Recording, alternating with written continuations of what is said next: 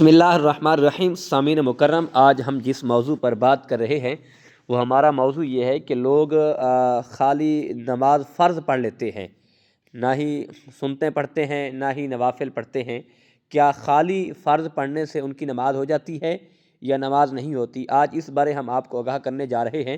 ہمارے معاشرے میں بہت سے لوگ ایسے ہیں کہ فقط فرض پڑھ کے چلے جاتے ہیں، سنتے نہیں پڑھتے، نفل نہیں پڑھتے۔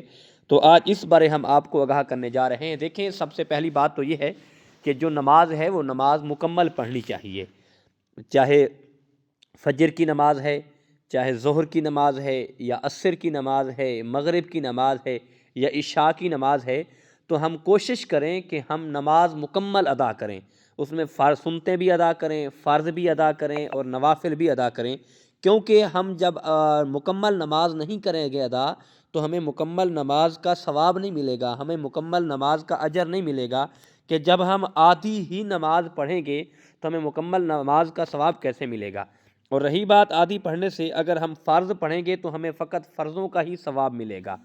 اگر ہم سنت مؤکدہ چھوڑ دیں گے، مثال کے طور پر ہم ظہر کی نماز پڑھتے ہیں، فقط فرض پڑھ لیتے ہیں، پہلی 4 سنتیں بھی چھوڑ دیتے ہیں، اور اس کے بعد دوسری جو 2 سنتے ہیں وہ بھی چھوڑ دیتے ہیں، نوافل بھی چھوڑ دیتے ہیں، کیونکہ یہ جو سنتے ہیں یہ سنت مؤکدہ ہیں۔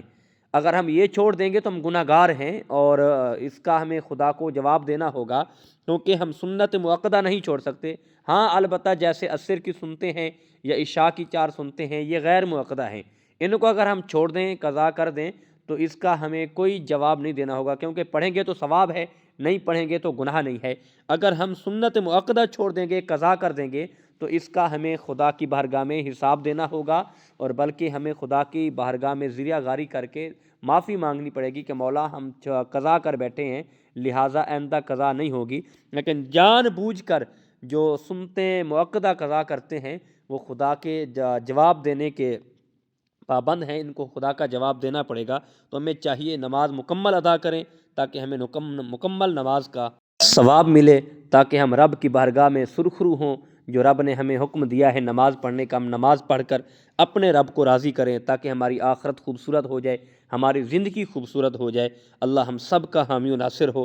اللہ ہم سب کو نماز پڑھنے کی اور قرآن پاک کی تلاوت کرنے کی توفیق عطا فرمائے۔